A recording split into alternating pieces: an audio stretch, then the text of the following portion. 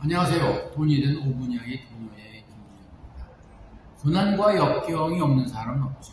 문제는 그 역경이 왔을 때 어떻게 좌절하느냐 아니면 이겨나가느냐 스스로 결단하는 거죠. 미국 로키 사무에게 아주 높은 곳에는 험준한 계곡과 비바람을 뚫고 살아난 나무가 있답니다. 그 나무 가지고서 명품 바이올린이 생긴다라고 얘기를 하고 있죠.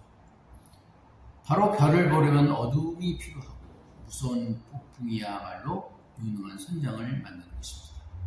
아무리 이 벽을 두꺼워도 그 벽을 뚫을 수 있는 대포가 있기 마련이죠. 바로 지혜는 고통을 통해서 우리가 얻어지는 것이죠.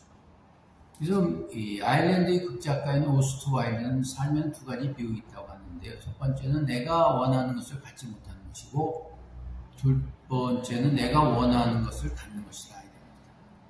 뭐 인생을 내 뜻대로 하면 행복할 것 같지만 사실은 행복하지가 못하죠.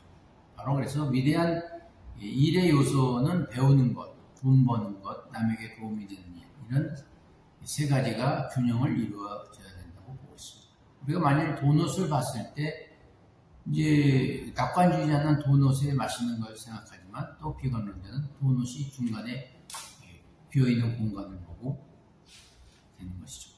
어느 대학 교수가 이제 강의 시간에 이런 질문을 하게 됐습니다. 어느 부부가 유람선 여행을 탔는데 폭풍으로 인해서 파산하게 됐죠. 그때 구명정의 자리가 하나밖에 없습니다. 이럴 때 부인을 배에 남겨두고 남자 혼자서 구조정에 오르게 됩니다. 그럴 때 부인이 남자에게 어떤 얘기를 했을까라고 얘기했을 때 많은 학생들이 격분하여서 남자인 당신을 저주합니다. 이렇게 욕을 쏟아냈죠. 그런데 한 사람이 조용하게 있었습니다. 그래서 교수는 다가가서 너는 어떻게 생각하냐 했을 때 그 부인은 아마 이런 얘기 하지 않았을까요? 우리 아이들을 잘 키워다가 울부짖었을 것입니다. 넌 이 얘기를 어디서 들었느냐 했을 때 아니 어머니가 평상시에 이런 말씀을 하셨다. 그 내막은 바로 그 위암의 마지막 고칠 수 없는 사기가 돼서 그 부부가 여행을 가게 되었었죠. 이제 죽기 고칠 수 없기 때문에 부인은 어차피 죽어야 되니까 남아있는 남편이 가서 아이를 기르고 해라는 것이었죠. 그 이제 살아 돌아온 남편은 그 자녀를 잘 키우고 그리고 이제 부인을 따라서 죽게 됐다는 얘기가 있습니다. 워터루 전쟁에 이제 영웅이었던 웰링턴 장군이 승전 기념을 내서 큰 파티를 열었습니다.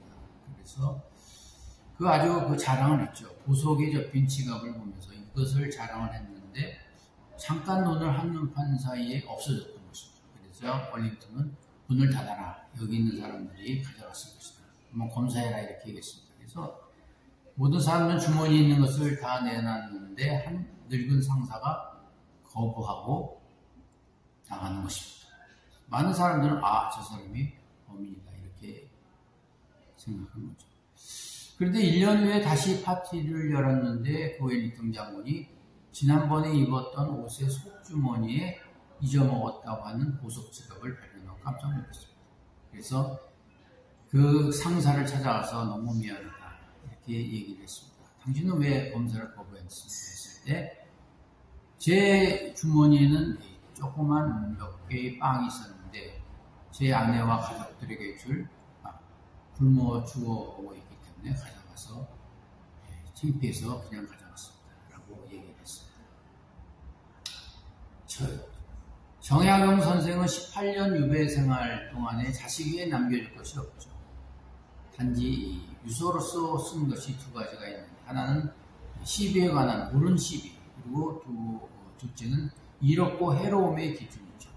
이걸 네 등급을 해서 옳고 옳음을 지키면서 이익을 하는 것은 1급 2등급은 옳음을 지켰지만 해를 당하는 것 4급 3등급은 해롭지만 이익을 얻는 것 그리고 마지막 가장 낮은 등급은 4등급 모두가 1등급을 원하지만 사실 실행하기는 어렵죠.